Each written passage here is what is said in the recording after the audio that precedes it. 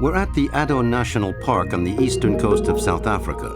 Shaun and Emma have left the rest of the team to help Peter Morkel in a very rare operation, capturing a black rhinoceros.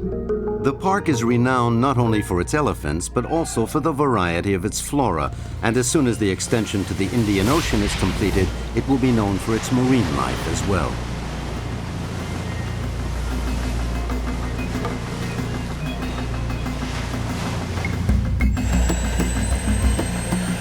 Everyone is keyed up this morning.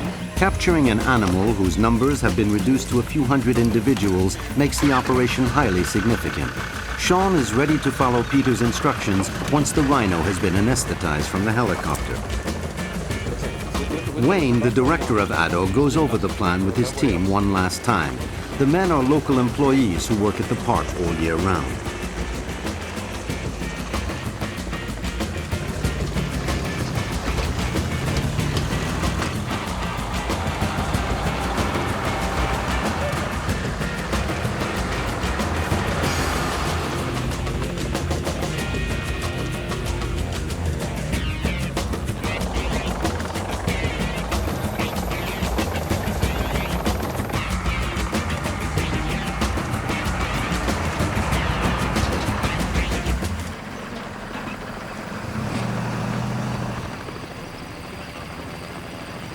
I think they're still looking for the rhino.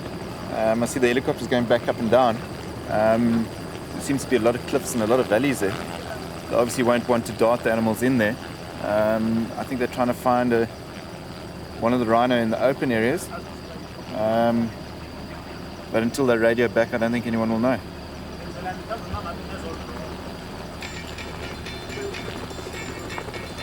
There are barely 30 black rhinos in the 54,000-hectare park. The hardest part for Peter is to spot one through the thick vegetation.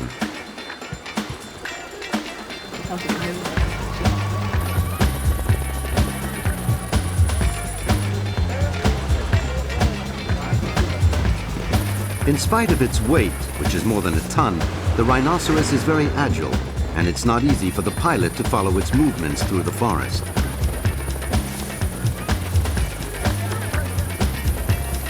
Peter's dart hits its mark. He informs the team on the ground of the imminent capture of the rhino known as Richard, who was placed in the park a number of years earlier.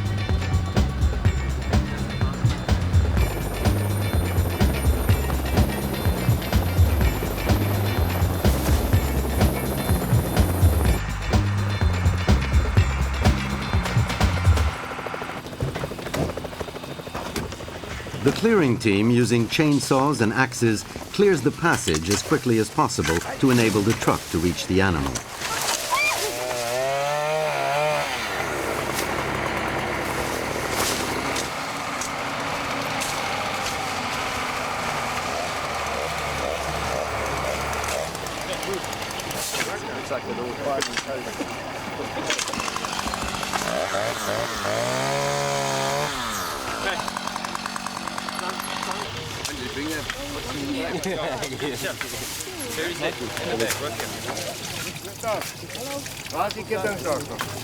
Basically, it's pushing some water onto the rhinos because they're very susceptible to overheating.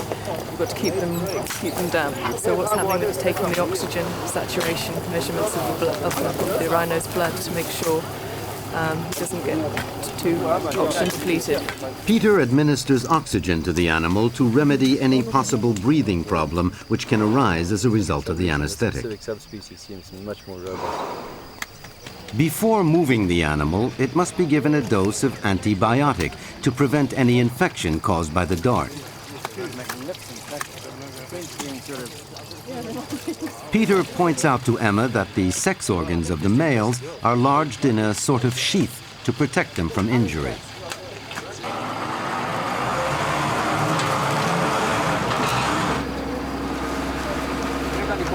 One, two, three, yes!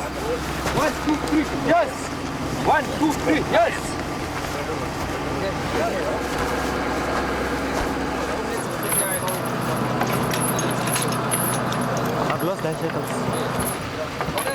Contrary to white rhinos, which are greater in number, Shaun has never received any purchase orders for this species. In addition, Commerce in black rhinos is strictly regulated. Their price alone is dissuasive. During the last auction at Umfolozi National Park in Natal, a black rhino was sold for about $60,000.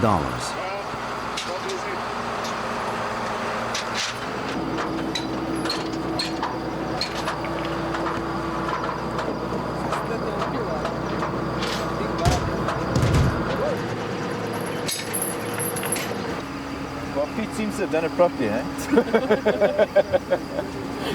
No, Pete is one of... Yes, very lucky. It fell here. Yeah. We were very lucky, actually. It was in No, a I was just much saying, I mean, shorter place over there. if he arranges the rhino to fall on the roads and everything, he's obviously a hell of a lot better than anyone else, eh?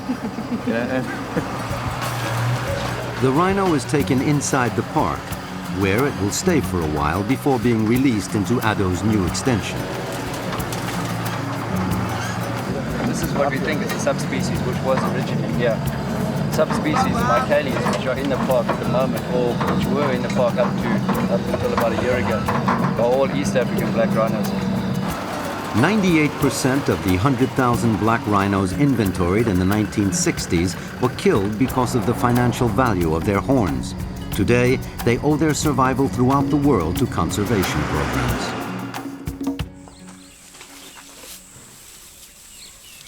Black rhinos, although they're very aggressive, they settle very quickly in the boma. Usually they've settled quite nicely within about 2 weeks. And sometimes within a few days they're eating out of their hand. We usually hold them for about a month after capture, and then we can move them to a new area.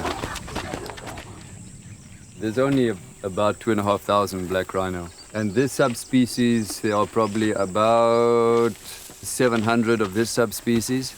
Of the bicornis, the subspecies we moved the other day, in fact the one we'll be moving just now, there's probably about 700-800 of them. And then there's minor, they're the most common.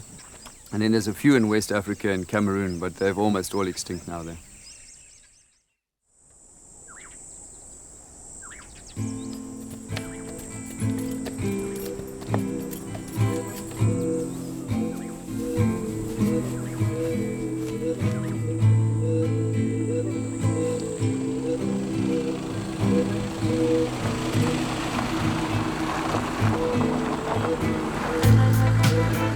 One of the best ways to see rhinos and elephants in the park is on horseback. For this reason, Melanie and her husband have set up an equestrian center in the heart of the reserve. Melanie has asked Emma to go riding with her while they wait for the next captures. The park possesses some of the most varied vegetation in South Africa, thanks to which Addo can feed an animal population 5 times greater in number than in other comparable parks.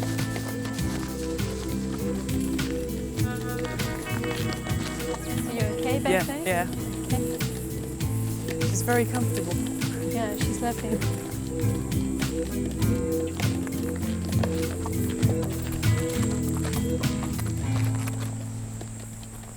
So have you seen rhino in this area recently? You normally find rhino in the early mornings, late afternoons in this area. It's extremely difficult to see them in this thick vegetation. That's why these open grasslands are, the best place to see them. Yeah, we may be lucky. Maybe lucky. Right, Emma, this is your speckboom. This is what the ellies enjoy eating, and the rhinos as well. It's very nutritious and pretty succulent as well. They enjoy it, especially on the hot days.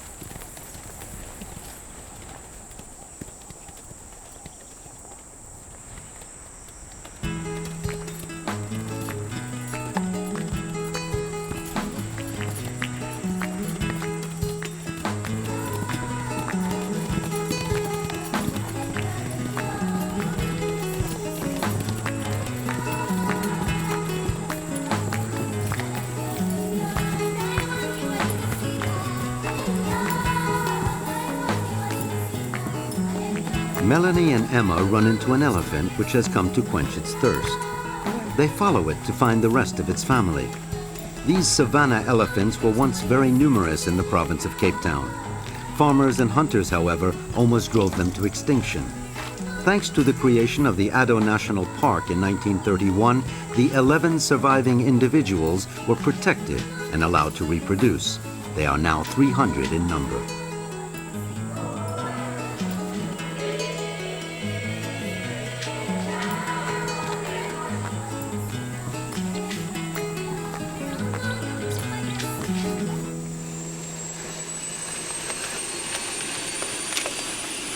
The next day, Peter takes to the air for the capture of buffalo.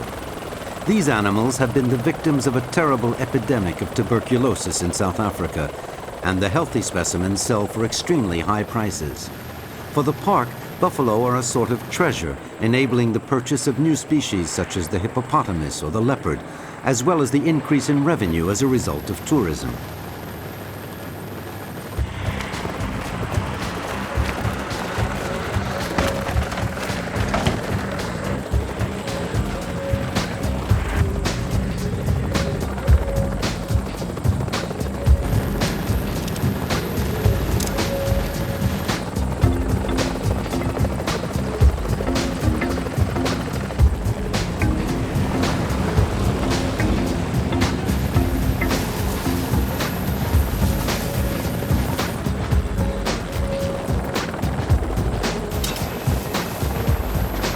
Peter has just hit the first buffalo with an anaesthetizing dart.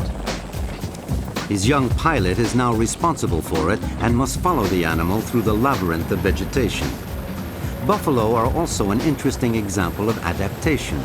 Chased by hunters, they took refuge in the thick bush, where they had to change their diet to leaves instead of grass, and where they could hide during the day.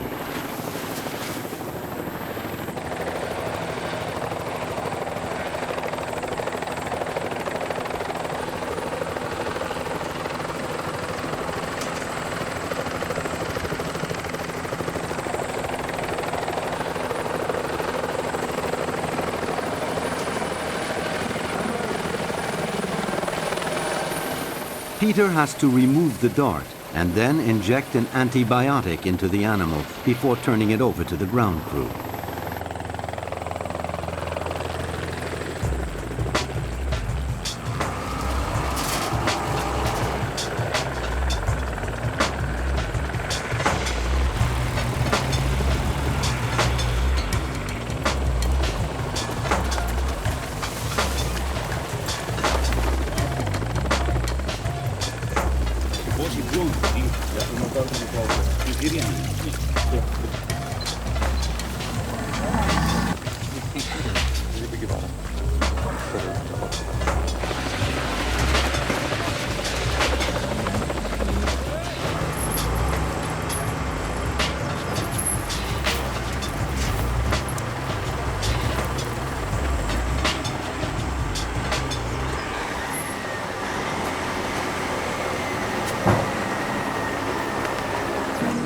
It's a bloody big bull. Obviously, it's very heavy. It's a bit big to put onto the small vehicles. That's why they've used the crane and put it on here.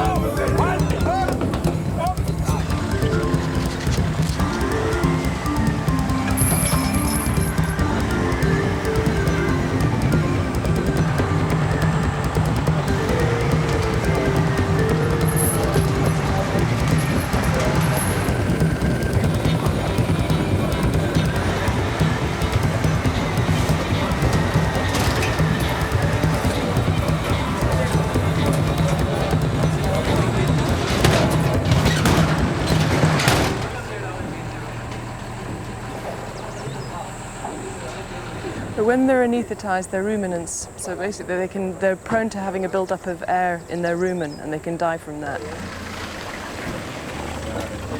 What was happening with her is that if you notice on the left-hand side of her abdomen, she started to build out with the air in her rumen. So what he was doing is deflating the rumen by passing a tube into her mouth and into the gastrointestinal system. And there what you saw was a whole lot of the ruminal contents coming out with the air.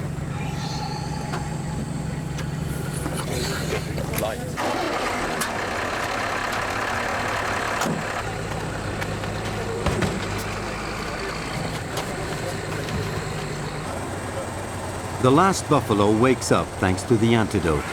All captured specimens will go into the confines of the park until they're sold.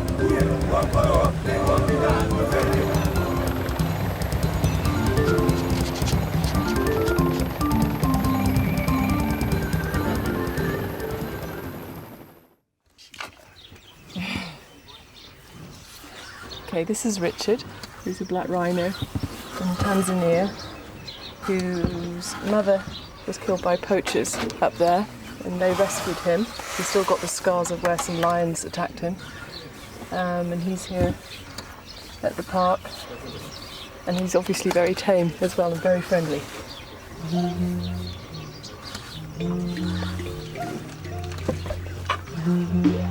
You're beautiful.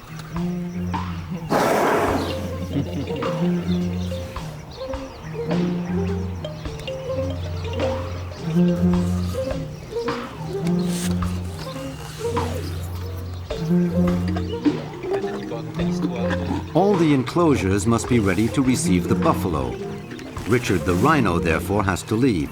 Emma says goodbye before Peter anesthetizes the animals in order to transport them.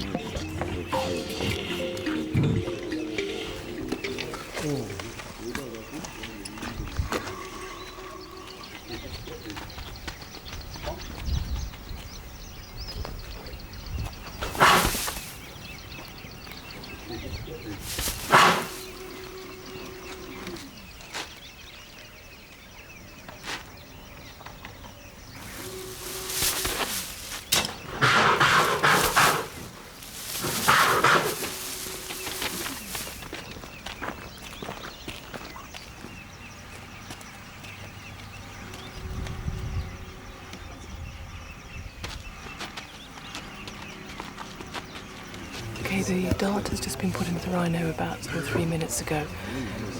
We've all moved away, so the rhino receives as little stimulus as possible, so hopefully he'll go down quicker.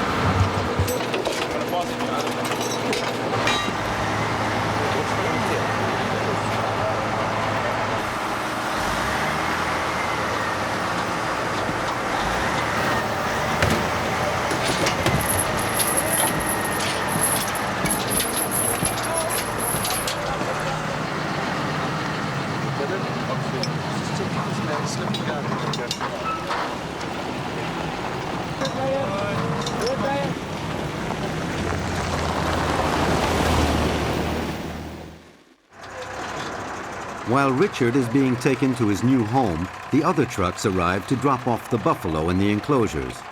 They will soon be sold to reserve owners who will buy them for purposes of reproduction. This economic process enables the country to eventually have a buffalo population free of tuberculosis.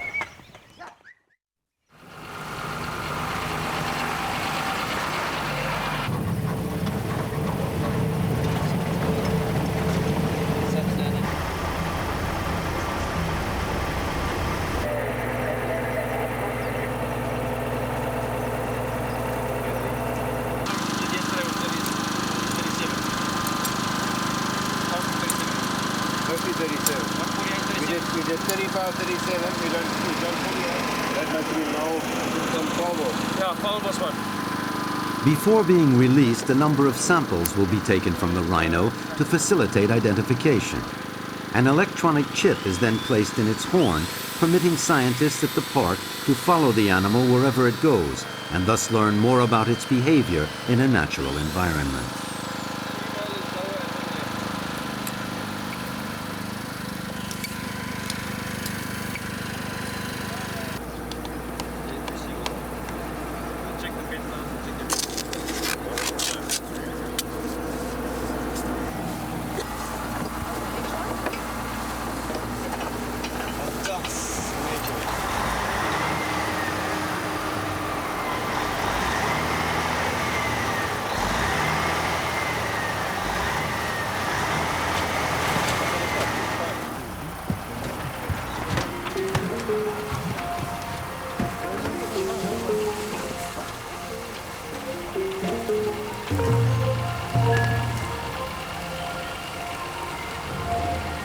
Before injecting the antidote, Peter makes certain that all the men have left the area, since he knows that the animal's first reaction upon waking up will be to charge anyone it sees. Okay, we've got about a minute.